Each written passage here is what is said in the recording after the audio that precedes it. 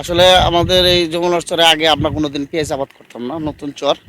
এখানে কৃষি গবেষণাগার স্যারদের ইয়েতে আমাকে কিছু বীজ দিছে, সেই বীজে আপনার এখানে এই নাঙ্গিলাটাই না হয়তো 1-2 ঘন্টা করে পরিশ্রম করে স্যার এই করছি।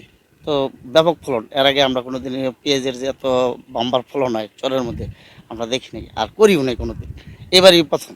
প্রতি বছরই আমরা ওই নতুন চর জেগে ওঠা যে পলি মাটিগুলা, সেখানে আমরা চাষবিহীন পেঁয়াজ চাষ করে থাকি।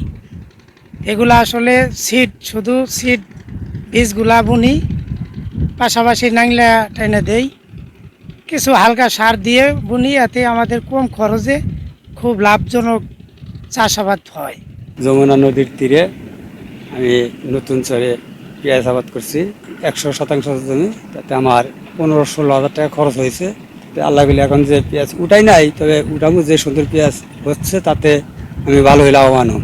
ভুয়াপুরের চরাঞ্চলে বাংলাদেশ কৃষি গবেষণা কর্তৃক উদ্ভাবিত বাড়ি পেঁয়াজ চারের উপযোগিতা যাচাই করা হয়েছে। আমরা জানি আমাদের এই যে মশলা ফসল হিসেবে পেঁয়াজের দৈনন্দিন আমাদের চাহিদা আছে, আমরা সেটা থেকে উৎপাদনে অনেক পিছিয়ে আছি এবং বিদেশ থেকে আমাদের প্রতিনিয়ত এই পেঁয়াজ আমদানি করতে হচ্ছে।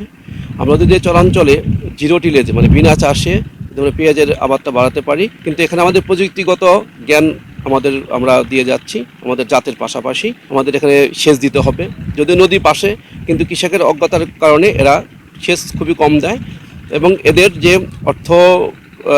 আর্থিক অবস্থা, সে অবস্থার কারণে সেটা কোনো ক্ষেত্রে এরা সেচ দিতে সম্ভব হয় না। সেক্ষেত্রে আমরা আমাদের যে প্রযুক্তিগত ফিতা পাইপ এবং আমাদের যে সেচ প্রদান যন্ত্র, সেটা মাধ্যমে আমরা এখানে 2টা সেচ দিয়ে এবং আমাদের যে রিকমেন্ডেড ডোজ আছে ফার্টিলাইজার, ইউরিয়া, টিএসপি এবং এমওপি, আমরা এমওপি সারটা এখানে একটু বেশি প্রয়োগ করেছি। পেঁয়াজ ফসলে এমওপি সারটা দিলে সেটা ঝাঁজ বেড়ে যায় এবং এর যে স্টোরেজ ক্যাপাবিলিটি সেটা বেড়ে যায়। তারই আঙ্গিকে আমরা এই ভুয়াপুরের চরাঞ্চলে জিরো টিলেজে বাড়ি পেঁয়াজ চারের আবাদ করেছে এবং কৃষক এখানে দেখে খুবই খুশি।